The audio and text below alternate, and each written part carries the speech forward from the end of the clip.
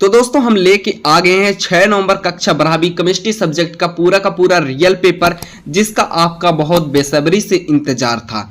तो 6 नवंबर के पूरे real paper class 12 chemistry subject के बारे में बात करेंगे। हिंदी और इंग्लिश दोनों वर्जन में उपलब्ध है यह पेपर, पूरा रियल पेपर है और साथ में इसके फुल सोल्यूशन के बारे में भी बात करेंगे। और अगर इसका पीडीएफ चाहिए तो वीडियो के अंत तक बने रहिए, हम आपको बताएंगे कैसे आपको पीडीएफ मिलेगा पूरा A to Z। तो दोस्तों चैनल पर नए हो तो चैनल को सब्सक्राइब जरूर से कर लीजिए और बेल आइकन का बटन जरूर से प्रेस कर लीजिएगा। चलिए वीडियो स्टार्ट करते हैं। हम क्लास 12 अर्धवार्षिक परीक्षा 2025-26 विषय रहेगा हमारा केमिस्ट्री, हिंदी और इंग्लिश दोनों वर्जन में उपलब्ध है। यह निर्देश दिए जाएंगे आपको, आप निर्देश पढ़ सकते हैं। अब हम बात करेंगे इनके क्वेश्चन की। तो पहला क्वेश्चन है हमारा जिसमें सही विकल्प चुनकर लिखिए, जिसमें हमारा पहला प्रश्न है विद्युत अपघट्ट के जल में वियोजन करने पर बांड ठाप गुणांक का मान क्या होगा। तो इसका सी नंबर ऑप्शन सही होगा, 1 से अधिक। इसी तरह दूसरा प्रश्न है विशिष्ट प्रतिरोध की इकाई क्या होती है। तो इसका सही आंसर हो जाएगा ए नंबर, ओम सेंटीमीटर। इसी तरह तीसरा प्रश्न है खिलौने में प्रयुक्त बैटरी किस प्रकार की होती है। शुष्क सेल की होती है, डी नंबर इसका सही ऑप्शन हो जाएगा। इसी तरह हमारा नेक्स्ट प्रश्न है प्रथम कोटि की अपक्रिया के लिए दर स्थिरांक की इकाई क्या होगी। चौथे का सही आंसर हो जाएगा ए नंबर, सेकंड इनवर्स। इसी तरह हम बात करेंगे पांचवें क्वेश्चन की। तो पांचवा क्वेश्चन है एथिल अल्कोहल की प्रकृति है। तो एथिल अल्कोहल की प्रकृति है, डी नंबर सही हो जाएगा, उदासीन। और अगला प्रश्न है संक्रमण तत्वों में 3D श्रेणी में कौन सा तत्व सर्वोच्च ऑक्सीकरण अवस्था दर्शाता है। तो सी नंबर सही हो जाएगा, मैग्नीज। इसी तरह हम बात करेंगे नेक्स्ट प्रश्न की, रिक्त स्थानों की पूर्ति कीजिए, जिसमें हमारा पहला प्रश्न रहेगा प्रतिरोध के व्युत्क्रम को क्या कहते हैं। तो प्रतिरोध के व्युत्क्रम को हम चालकत्व कहते हैं, चालकत्व। दोस्तों आपके स्क्रीन पर व्हाट्सएप नंबर शो हो रहा होगा, स्टार्टिंग में शो हुआ रहा होगा दोस्तों और अभी भी शो हो रहा होगा।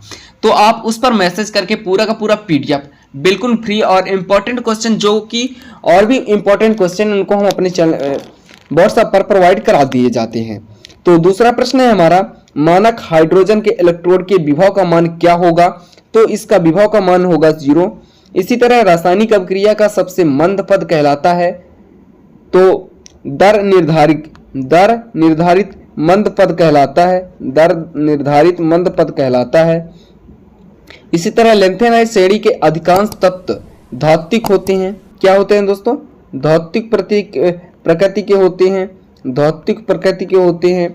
और इसी तरह ईथर के अणु ROR बंद कोण का मान क्या होता है। तो इसका एल्डिहाइड मान होता है, ROR का कोण का मान 109 डिग्री से अधिक होता है, सॉरी दोस्तों 109.05 डिग्री से अधिक होता है। और डॉट रजत दर्पण का परीक्षण दर्शाते हैं तो एल्डिहाइड दर्शाते हैं। कौन से दर्शाते हैं दोस्तों, एल्डिहाइड।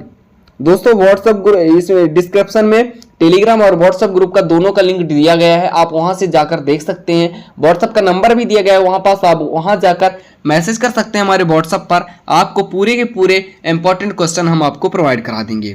प्रश्न क्रमांक 3 है सत्य और असत्य के प्रश्न, जिसमें पहला प्रश्न है दो घटकों के संग्रामी मिश्रण विलयन कहलाते हैं, यह सही रहा। ईंधन सेल रॉकेट में प्रयुक्त होते हैं, सत्य है। शून्य कोटि की अभिक्रिया का अर्ध आयु काल T1/2 बराबर 0.693 अपन के होता है, यह रहा असत्य है। DDT एक स्थायी प्रदूषक है, यह सत्य है। और K4 या CN6 का एक संकुल यौगिक नहीं है, यह भी असत्य है। एल्डिहाइड और कीटोन क्रियात्मक समावयवी होते हैं, यह रहा सत्य है।